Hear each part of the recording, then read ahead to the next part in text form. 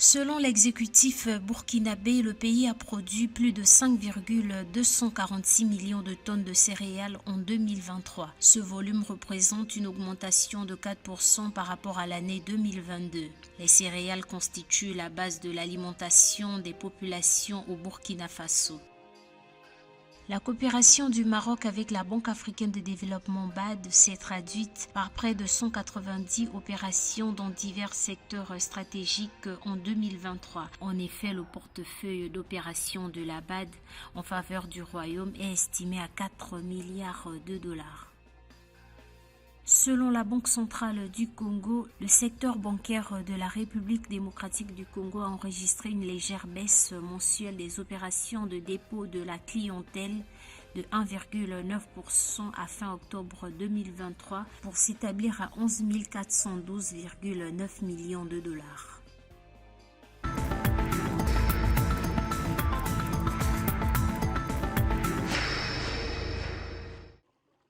Le Burkina Faso annonce une augmentation de 4% sur sa récolte de céréales en 2023. Il s'agit d'un record de 5 246 405 tonnes, notons auprès du ministère de l'Agriculture, des Ressources animales et halieutiques. Cette performance est attribuée à une combinaison de facteurs favorables comprenant l'accompagnement des producteurs, l'aménagement de nouvelles surfaces cultivables, la mobilisation de ressources en eau, la mise à disposition de semences, intrants et autres équipements agricoles.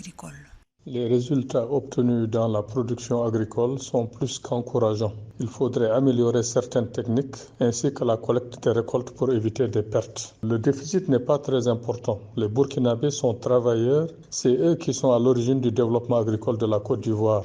Il suffit de leur donner les moyens et de les encourager. Les résultats suivront. C'est de la volonté politique. Malgré les résultats satisfaisants enregistrés dans le domaine de l'agriculture en 2023, le Burkina Faso va connaître un déficit céréalier estimé à 600 000 tonnes selon le gouvernement. Plusieurs facteurs pourraient contribuer à un tel déficit, notamment des combinaisons météorologiques défavorables, des problèmes liés à l'accessibilité de certaines zones à forte capacité de production. Par ailleurs, le pays se fixe un objectif audacieux pour l'année 2025, atteindre l'autosuffisance alimentaire.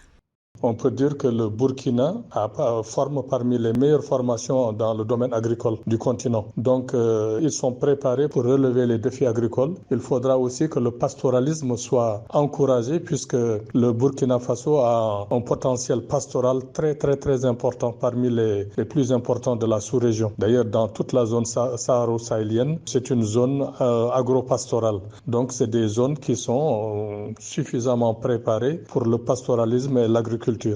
L'agriculture est primordiale pour l'économie burkinabé, contribuant à 20% au produit intérieur brut et employant 60% de la population, selon les données de la Banque mondiale.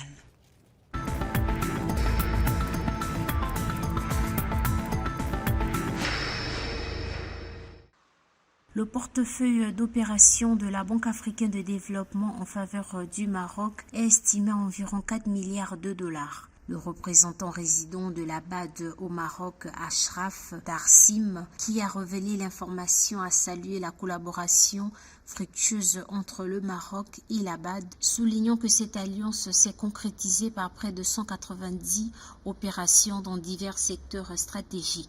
Selon le responsable, le Maroc a su renforcer son attractivité, confirmer son émergence et consolider sa résilience grâce au cap, à la vision et à l'action définie par Sa Majesté le roi Mohamed VI, renouvelant à cette occasion l'engagement de la BAD à accompagner cet élan de progrès.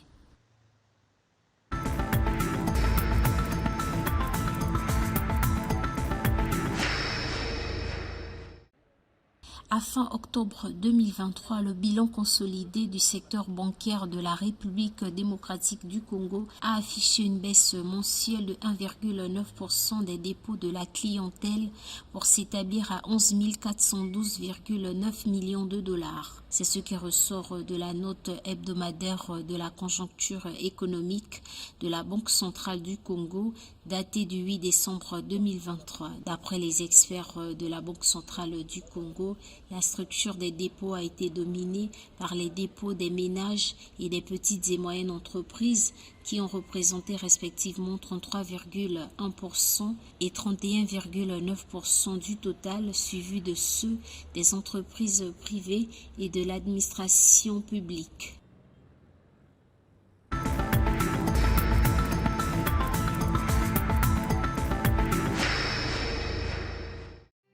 Le port égyptien de Damiet a obtenu un financement de 455 millions de dollars pour la construction du terminal Taïa Masr 1.